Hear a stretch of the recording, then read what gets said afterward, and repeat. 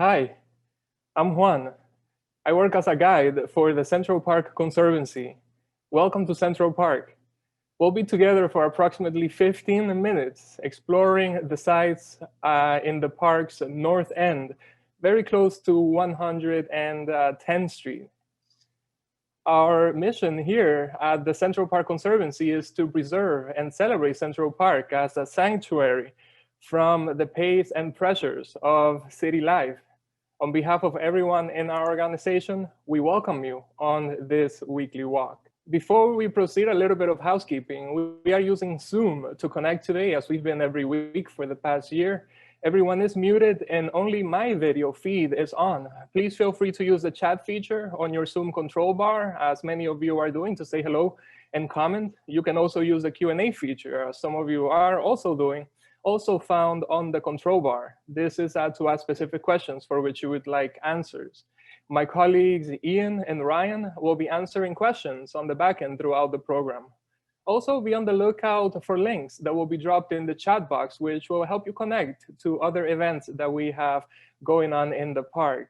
In case of any connection issues, if you disconnect, all you need to do is click on the link that you clicked on in the first place to have access. And if I disconnect, my colleagues, hopefully Ryan and Ian, will remain on the back end, and I will try to get connection as soon as possible.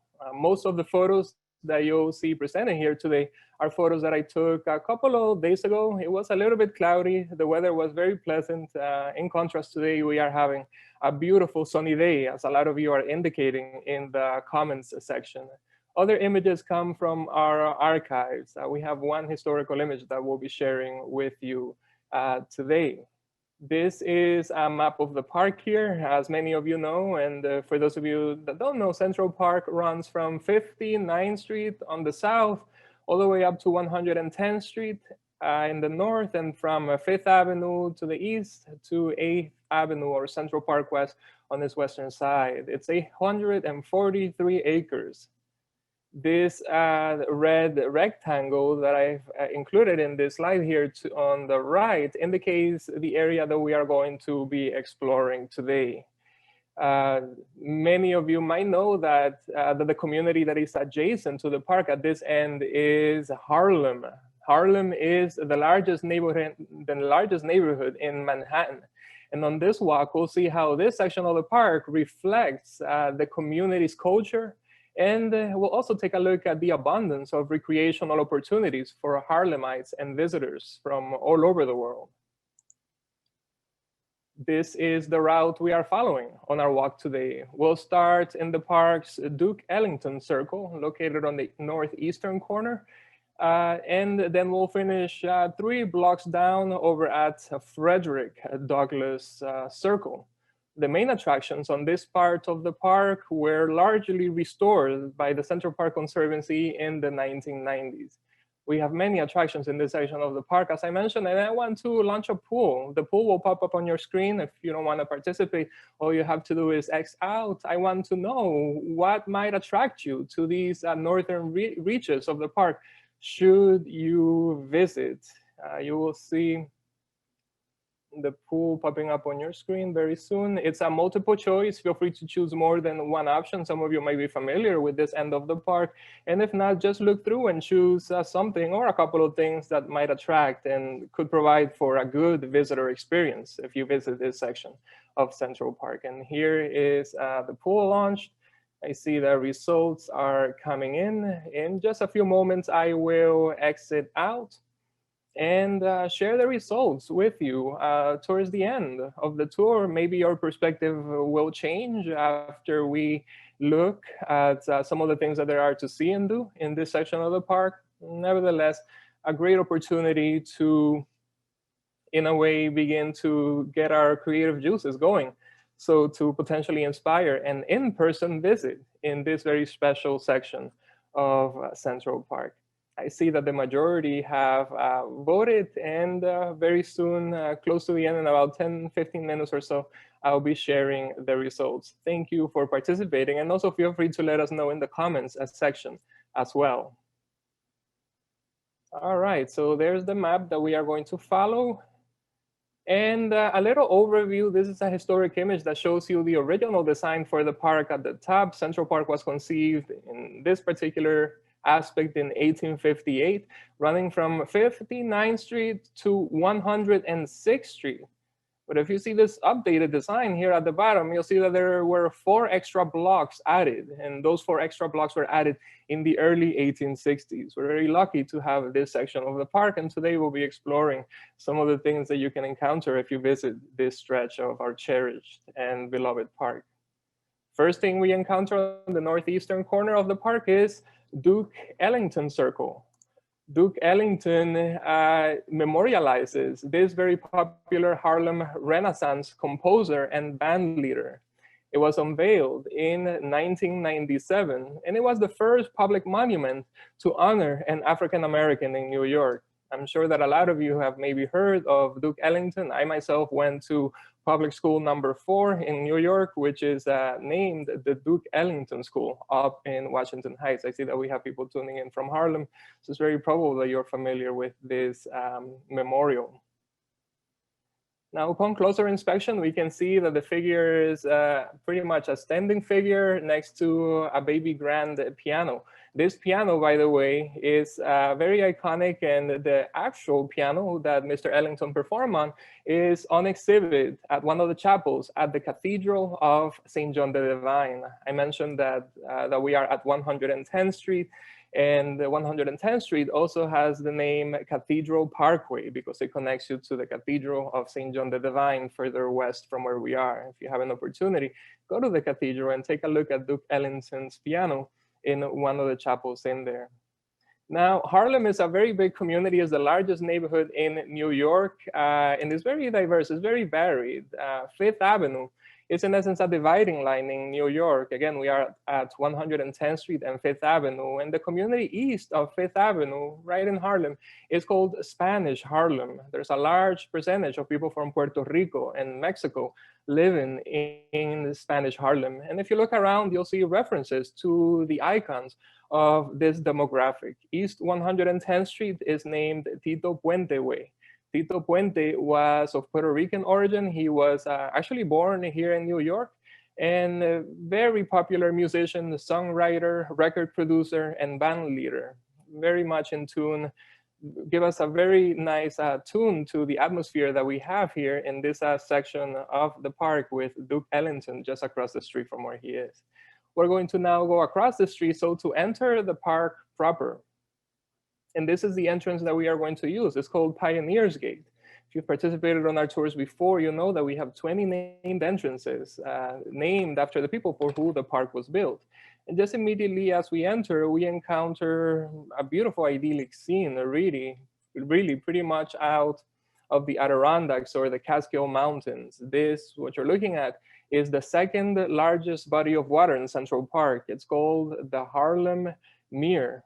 Meer is a Dutch word that means lake, which harks back to the origins of this community when it was named New Harlem in the 17th century by the Dutch. We're going to walk along heading east here, and just a few steps ahead, the Meer will open up again. This is the view that we get. No matter where you stand around this iconic body of water, you'll have a different perspective. It's very common to spot wildlife as well on the water. The Harlem Mir and the bodies of water in Central Park are incredibly healthy, considering the health of the water bodies that surround the island of Manhattan, for example. These water bodies in Central Park are thriving with wildlife, many turtles, and different kinds of fish as well. The fish provide an opportunity for visitors to go fishing. We're going to now keep walking west. We're going to follow this promenade to the left, this stone path. Along the way, we'll encounter a couple of things. For example, in the distance there, you can see that there's a building. We're headed there next. And here to the right, there's a small bush with some orange flowers. These are daylilies. Daylilies are in bloom this type of the year, a special flower because after they bloom, they only last about a day. But the bushes keep producing new flowers for about a week and a half, more or less. So if you are in New York and you are visiting by, be on the lookout for these beautiful blooms. Now in the near vicinity, there's an open plaza. This plaza is directly in front of one of the 5 visitor centers in Central Park, and in the warm season, especially very soon, uh, concerts will be held at this space. Well, because of the ongoing pandemic, things might shift a little bit, but this particular performance organized in this area is the Harlem Mir Performance Festival, where musicians from the surrounding community and other areas as well are brought in, and concerts are presented to the public on a weekly basis for a couple of weeks in the summer months. This is the visitor center. Again, one of 5. It opened in 1993. And inside, you have an opportunity to acquire maps, learn park information, purchase gifts as well, borrow discovery kits for kids, and also borrow equipment for catch and release fishing, lawn games, and connect to our in-person tours, which have just begun, and be on the lookout in the end for links connecting to those events. Inside, you'll be greeted by our visitor service representatives. Here is Carolyn, ready to hand off one of the fishing poles to a visitor who will enjoy it by fishing and releasing those fish after they catch them over at the Harlem Meer. We're now going to leave the Dana Center and continue west. We're headed towards another named entrance to the park, but before we do, notice in the distance over here, we're looking north, there's a bush with white blooms. These blooms are the blooms of the oak hydrangea bush. Oak hydrangeas have oak-like flower leaves, and they produce these beautiful white blossoms in the springtime, in the late spring, as we are right now, and this will be going on for a couple more days, maybe a week top. So if you are in the park, be on the lookout for those. They are all over. This is the promenade that we are going to follow, again, walking along the Harlem Meer. As we get closer to our exit, we can see this entrance that I referenced, which is called Farmer's Gate.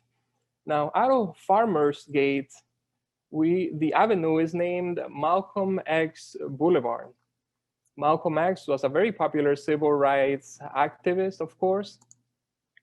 And here's a look of the avenue proper, which is an avenue that extends from 110th Street here all the way up to 147th Street, originally part of 6th Avenue, beginning in 1811. It was renamed in 1887 for a philanthropist named James Lennox. A lot of you might know this as Lennox Avenue. In 1987, it's when it was co-named Malcolm X Boulevard in honor of the slain civil rights leader. The avenue was the heart of Harlem during the Harlem Renaissance in the 1930s. Traffic on this two-way boulevard is figuratively described as Harlem's heartbeat by Langston Hughes in his poem Jukebox Love Song. Now we're going to direct our attention to the left here and enter back into the park. But along the promenade over here on the northern border of the park, you have ginkgo trees and plenty of benches, making this a pleasant walkway with plenty of shade and benches to rest on warm weather days, especially. Entering into the park, we see that the ginkgo tree to the right-hand side has a green sign on it. This is a sign. It reads, "It's okay to hug me." Now, this is not done by the Conservancy. This is done by the New York City Parks Department. On Arbor Day of this year, which was April 30th, the New York City Parks Department rolled out a brand new exhibit called Hug a Tree. And this exhibit invites New Yorkers to go out and hug their trees. The campaign consists of 1,000 such signs and will run through the end of the summer. In essence, it invites us to hug the trees, yes, but it also invites us to learn about the particular tree that we are hugging, which I think is very, very cool. Continuing on, if we direct our attention to the left-hand side, beyond in front of the great ginkgo tree, we can see the Lasker Rink and Pool. It is closed for restoration and will open in 2024. This will be the capstone project of the Central Park Conservancy's 40-year campaign to restore Central Park.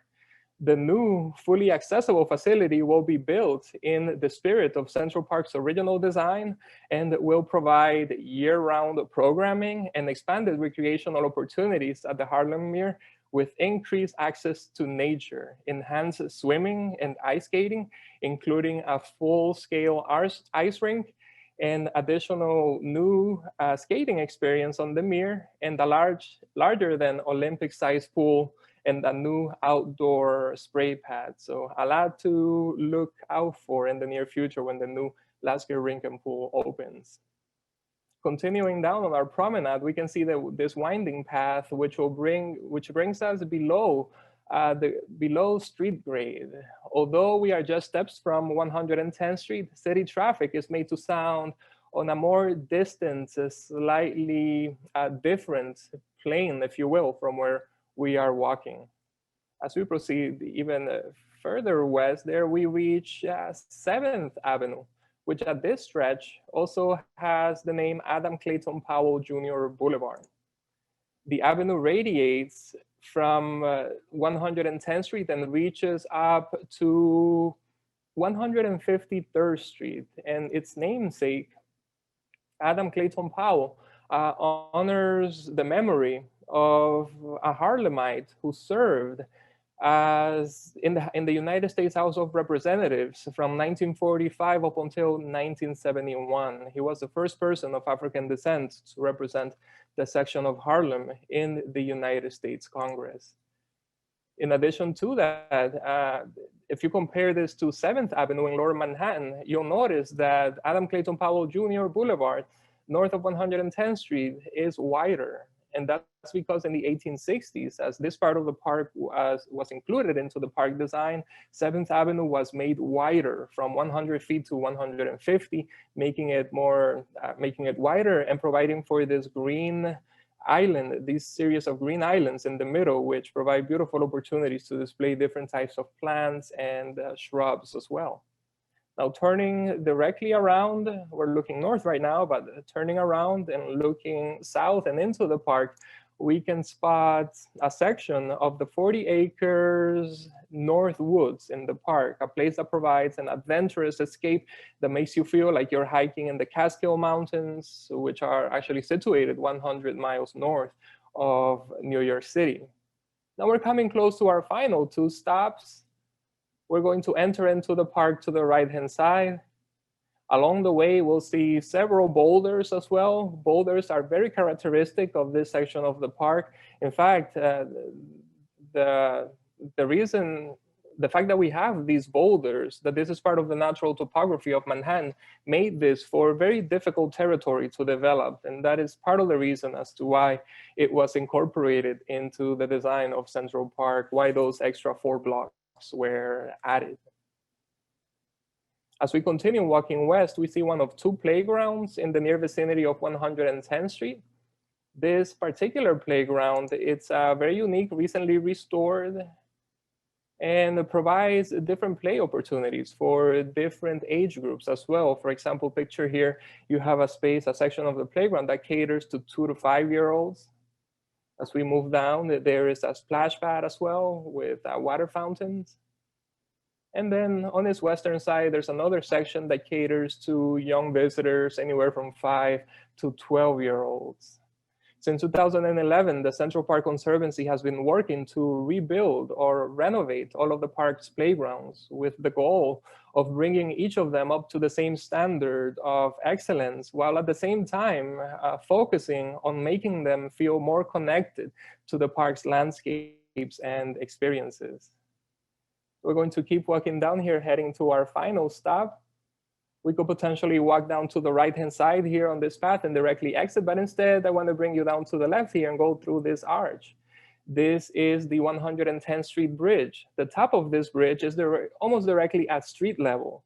From this image, you can see how deep into the park we are. We're going to go through the arch and go up the steps here. You can see how many steps there are, again, indicating how deep we are into the park. And to the right here, you can see this sign that reads that this is a paradise for all of us here in the city of New York. This is part of the My Central Park campaign. You can use hashtag #MyCentralPark and share insights as into what the park means to you. And who knows, potentially your information or what the park means to you could be displayed in one of these signs. As we climb up, we encounter, again, regular New York City traffic, but this time circulating in this traffic circle, planted with a type of tree called shingle oaks. Shingle oaks are not very abundant in the park, but here we have a couple of specimens. The circle is named after Frederick Douglass, and the avenue that radiates north of it is appropriately named after Douglass again. South of 59th Street, 8th Avenue, which is what this would be, is simply recognized as 8th Avenue. Now, the avenue used to be host to the 8th Avenue elevated train line, built in the late 1800s and demolished in the 1940s. In the 1950s, in what was then an irregular traffic circle, it was when the name was changed to honor the iconic orator and civil rights activist. We're going to approach the circle from its northern side, so to experience the sculptural centerpiece full frontal. So we go across, we encounter this 8-foot tall bronze figure standing with his right foot stepping forward with right hand on top of a square pillar. The sculpture represents Frederick Douglass. The landscapes and the plaza itself and the sculpture were designed by a Harlem-based artist known Algernon Miller, and a Hungarian-born sculptor named Gabriel Koren was the person responsible for designing the monument to Douglass. The dedication happened on September of 2011, therefore fairly recently. There is a wall behind him detailing quotes from Mr. Douglass's writings. And also this wall is decked with the constellations of the heavens. It also happens to be a fountain, but it's not on right now. And when it is on, the water falls from the top and gives a shimmer and the liquidity to the wall and constellations and the inscriptions that is very pleasing to look at. Hopefully it'll be turned on soon. Surrounding the plaza, there are these seating blocks, and if you look closely, you'll see that there are inscriptions throughout them as well that can help you learn more of this, what is considered to be one of the most iconic historical figures in Black American history. We're coming close to the end of our tour. Frederick Douglass was described by abolitionists in his time as a living counterexample to slaveholders' arguments that slaves lacked the intellectual capacity to function as independent American citizens.